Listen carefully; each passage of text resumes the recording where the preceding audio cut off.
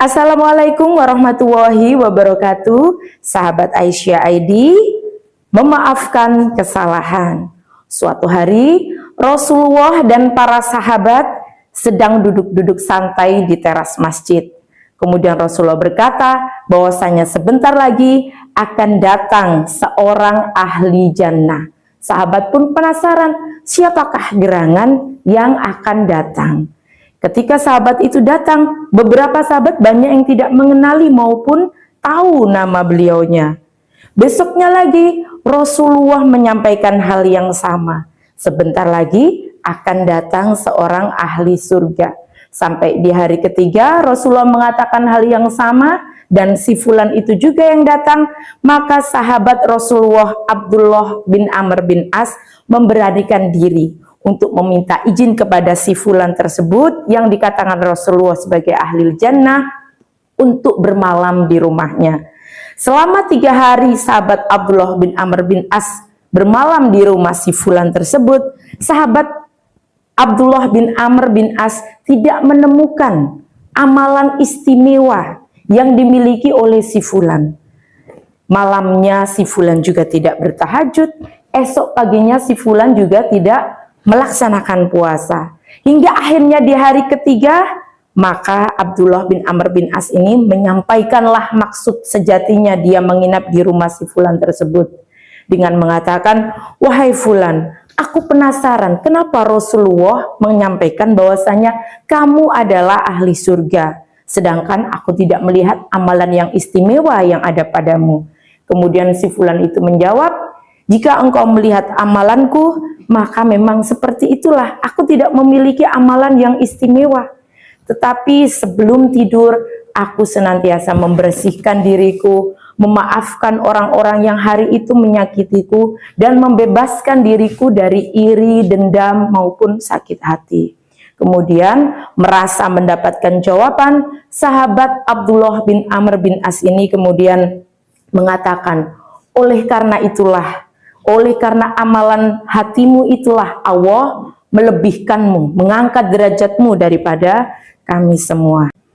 Sahabat Aisyah ID, ketika seseorang itu memaafkan kesalahan orang lain, artinya dia itu telah mengejawantahkan sifat Allah, Al-Afu, Al-Ghafir, Al-Ghafur, dan Al-Ghaffar. Dan itu artinya dia membersihkan hatinya dari semua ikatan-ikatan dendam, yang membersihkan kolbunya, di mana jika kolbu itu baik, maka baiklah seluruh tubuhnya, dan jika kolbu itu rusak atau buruk, maka rusak dan buruk pula seluruh tubuhnya. Sahabat Aisyah ID, kita tidak menemukan di dalam Al-Quran Allah menyuruh kita untuk meminta maaf, karena dalam meminta maaf itu adalah etika sosial. Ketika kita bersalah, wajiblah kita minta maaf. Tetapi perkara memaafkan orang lain, itu adalah hak korban, hak dari orang yang dizolimi. Oleh karena itu, ketika dia memilih untuk memaafkan orang lain, bahkan ketika orang lain itu tanpa meminta maaf atau belum meminta maaf kepadanya, artinya dia memiliki kedudukan yang sangat istimewa di mata Allah, di sisi Allah. Bahkan dikatakan itu adalah salah satu ciri muttaqin, sebagaimana dinaskan oleh Allah dalam surat Ali Imran ayat 134. A'udzubillahi minasyaitonirrajim. Alladzina yunfikuna fis-sarra'i wadh-dharra wal kadhiminal ghaidha wal 'afina 'anil nas wallahu yuhibbul muhsinin. Siapakah orang-orang yang bertakwa itu?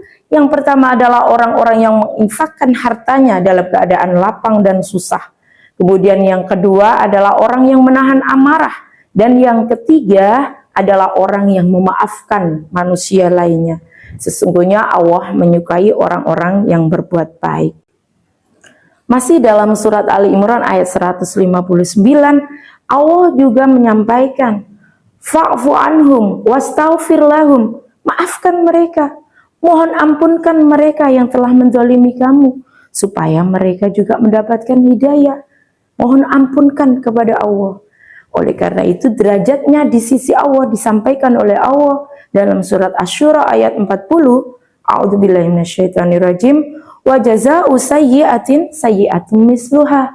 Faman 'afa wa aslaha fa ajruhu 'ala Allah. Innallaha la yuhibbudz zalimin. Maka balasan bagi keburukan adalah keburukan yang setimpal. Tetapi barang siapa yang dia itu memilih wa aslaha, memaafkan dan aslaha, berbuat islah dan damai, maka sesungguhnya pahalanya sangat besar di sisi Allah. Dan sesungguhnya Allah tidak menyukai orang-orang yang berbuat zalim. Sebagaimana di bulan yang mulia ini kita senantiasa berharap kepada Allah dengan selalu dan memperbanyak menyampaikan doa-doa, Allahumma innaka afun tuhibbul afwa fa'fu anni. Ya Allah, sesungguhnya Engkau Maha Pemaaf, Maha Pengampun, maka ampunilah kami ya Allah. Engkau menyukai kemaafan, maka ampunilah kami ya Allah. Semoga Allah menjadikan kita orang-orang yang penuh maaf dan memudahkan bagi kita semuanya untuk menjadi orang-orang yang senantiasa memaafkan orang-orang lain. Nasrun minallah wa fathun qarib. Wassalamualaikum warahmatullahi wabarakatuh.